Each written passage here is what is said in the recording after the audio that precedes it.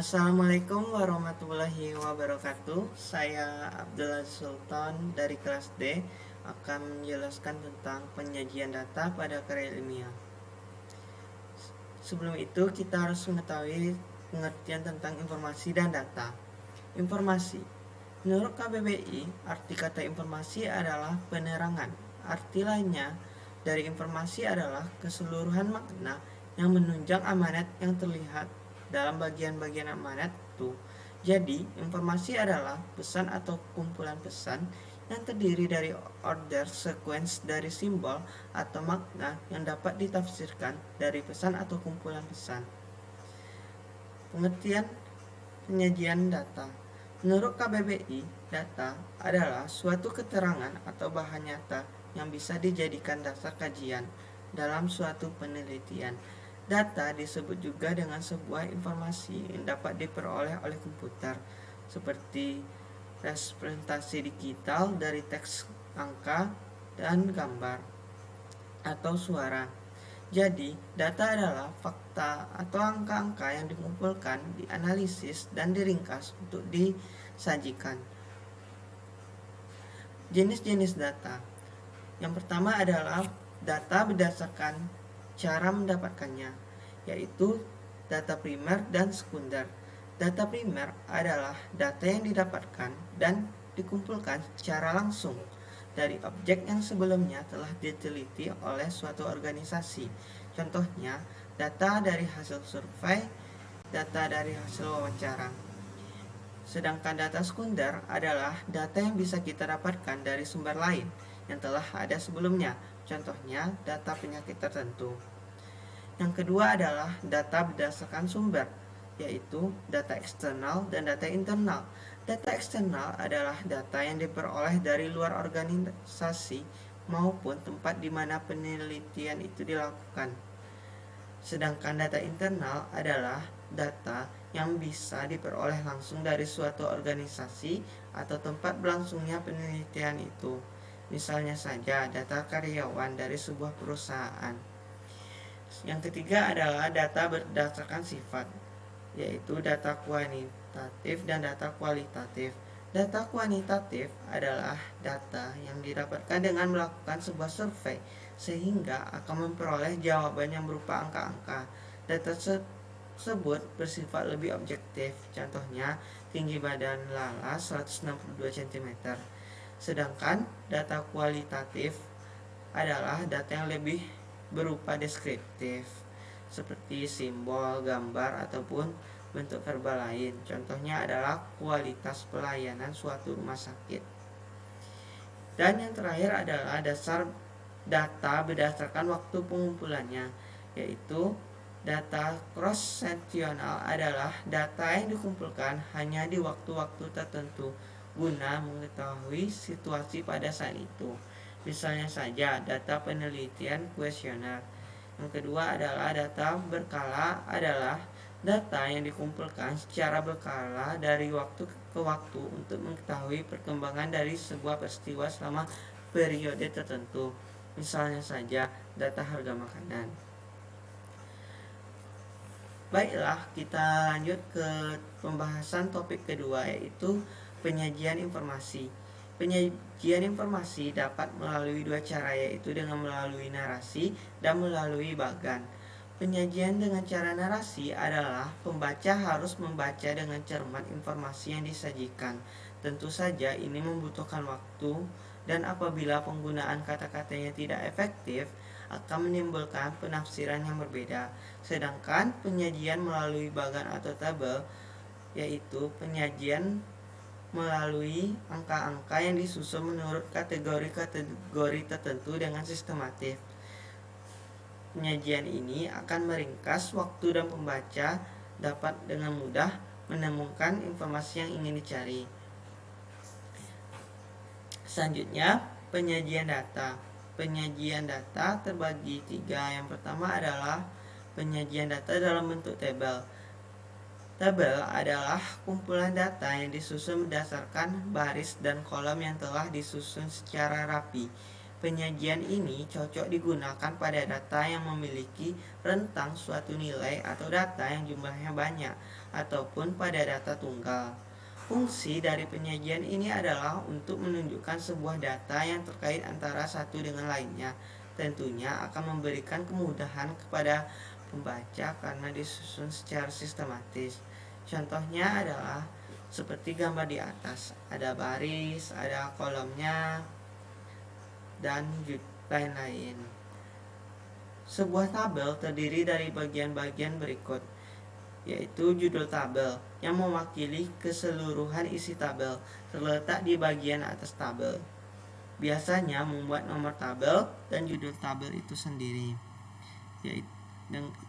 Judul tabel harus dibuat singkat dan jelas. Yang kedua adalah judul kolom, membuat keterangan-keterangan dibuat ringkas. Jika ada penjumlahan data dalam baris dimuat pada kolom terakhir. Yang ketiga adalah badan tabel, memuat data dapat dikelompokkan. Penjumlahan data dalam kolom dimuat pada baris paling bawah. Yang kedua adalah penyajian data dalam bentuk diagram. Itu tuh terbagi dua, yaitu diagram batang dan diagram lingkaran. Diagram batang memiliki skala dan penyataan yang jelas. Biasanya digambarkan dalam bentuk batang yang memanjang. Jenis penyajian ini seringkali digunakan oleh seorang peneliti karena sifatnya yang mudah dipahami. Fungsinya adalah untuk menggambarkan perkembangan ataupun perbandingan suatu nilai objek penelitian dalam jangka waktu tertentu. Contohnya seperti pada di gambar. Sedangkan diagram lingkaran atau pie chart di gambar adalah untuk menunjukkan sebuah data perbandingan dalam bentuk lingkaran. Pada satu diagram lingkaran biasanya data disajikan dalam bentuk persen dan derajat sesuai dengan porsi masing-masing. Contohnya seperti di gambar. Yang ketiga adalah penyajian data dalam bentuk grafik atau diagram garis. Diagram garis merupakan gambar atau grafik yang menunjukkan hasil dari pengembalian, pengolahan, dan penyajian data. Pada grafik ini biasanya disajikan dalam bentuk garis-garis yang menghubungkan antara titik-titik. Biasanya diagram garis digunakan untuk menyajikan data perkembangan atau pertumbuhan suatu hal dari waktu ke waktu. Contohnya pada gambar di bawah ini bisa kita lihat sama-sama. Selanjutnya kita akan ke materi selanjutnya, yaitu aturan penyajian data ilmiah. Banyak aturannya. Sejumlah aturan yang perlu diperhatikan dalam penulisan laporan penelitian ilmiah adalah sebagai berikut. Yang pertama adalah penulis menggunakan bahasa sederhana dengan tata bahasa yang baku, artinya tidak ribet agar pembaca mengerti. Yang kedua adalah menghindari penggunaan kata-kata yang bermakna sama secara berulang, menghindari penggunaan bahasa klise yang kurang bermakna. Yang ketiga, arah dan tujuan penulisan harus sesuai dengan maksud penelitian. Yang keempat, ada pemisahan antara teori dan hasil penelitian di lapangan. Yang kelima, menggunakan teknik notasi ilmiah. Teknik notasi ilmiah menyangkut masalah tata cara mengutip, membuat catatan kaki, dan menyusun daftar pustaka. Yang keenam, laporan harus objektif atau mengungkapkan hasil apa adanya dan tidak mengada-ada. Yang selanjutnya, laporan harus sistematis atau sesuai alur pemahaman yang runtut dan berkesinambungan. Yang selanjutnya, laporan harus jelas atau mengungkapkan suatu secara jernih. Selanjutnya, laporan bersifat terbuka atau dapat menerima pembaruan jika ada pendapat baru yang lebih baik dan kebenarannya bisa teruji melalui kritik dari pihak lain. Dan yang terakhir, isi laporan harus logis atau memuat keterangan berdasar argumentasi yang dapat diterima oleh akal sehat. Baiklah, Setelah kita mengetahui aturan penyajian data ilmiah, kita akan mengetahui tentang tata cara penyajian data ilmiah. Penyusunan laporan penelitian secara sederhana bisa terdiri atas 5 bab pembahasan, yakni pendahuluan, kajian pustaka, metode penelitian, hasil penelitian, dan pembahasan. Kesimpulan, di akhir laporan, peneliti harus mencantumkan daftar pustaka yang menjadi rujukan. Kita akan membahasnya satu-satu. Yang pertama adalah bab pendahuluan. Isinya merupakan hal-hal umum yang dijadikan landasan penelitian. Bab pendahuluan juga perlu memuat penjelasan yang bisa menjadi pengantar untuk pembaca sebelum memahami isi laporan. Pengantar itu dapat berupa orientasi atau perspektif umum dalam laporan penelitian. Bab pendahuluan ini umumnya terdiri atas sejumlah subbab, yakni latar belakang masalah, identifikasi masalah, pembatasan masalah, tujuan penelitian, dan manfaat penelitian. Yang kedua adalah bab kajian pustaka. Bab kajian pustaka umumnya berisi penjelasan soal teori-teori serta hasil-hasil riset terdahulu yang pernah dilakukan pada topik yang sama atau serupa. Berdasarkan analisis terhadap kajian pustaka tersebut, peneliti pun dapat membatasi masalah dan ruang lingkup penelitian, serta menemukan variabel penting dan hubungan antar variabel tersebut. Selanjutnya, tentang bab metode penelitian. Artinya, penelitian harus menggunakan metode atau teknik penelitian. Sejumlah metode penelitian ilmiah yang kerap digunakan diantaranya adalah deskriptif, komparatif, eksperimen, kualitatif, kuantitatif, dan lain sebagainya. Bab ini juga perlu membuat penjelasan mengenai desain penelitian, populasi, dan sampel penelitian, metode pengumpulan dan analisis data, serta kelemahan penelitian. Yang keempat adalah hasil penelitian dan pembahasan bab ini yang terpenting dalam laporan penelitian karena berisi temuan dari proses riset. Maka itu dalam bab ini peneliti harus menyajikan temuan dalam riset, analisis data, dan pembahasannya. Adapun analisis dan pembahasan harus sesuai dengan kerangka teori yang diterangkan dalam bab 2.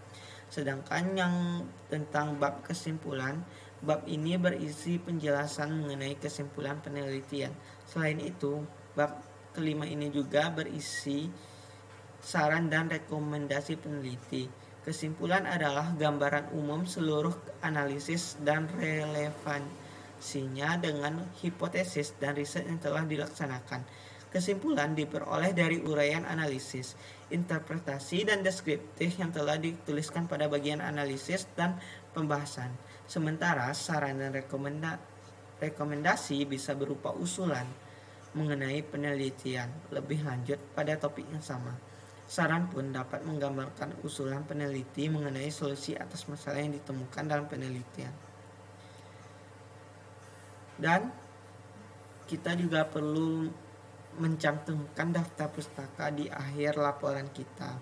Daftar pustaka berisi apa saja buku, masalah artikel, dan sumber data lainnya yang dikutip atau digunakan sebagai bagian dari isi laporan penelitian. Hal-hal yang diinformasikan dalam penulisan daftar pustaka meliputi nama pengarang, tahun terbit, judul, dan subjudul jika ada, tempat penerbit, dan nama penerbit. Contoh daftar pustaka adalah Badudu nama orang JS 1993, judulnya Inilah Bahasa Indonesia yang Benar, tempat penerbit, nama penerbitnya PT Gramedia. Baik, sekian dari presentasi saya. Apabila ada kesalahan, saya mohon maaf. Wabillahi taufiq wal hidayah. Wassalamualaikum warahmatullahi wabarakatuh.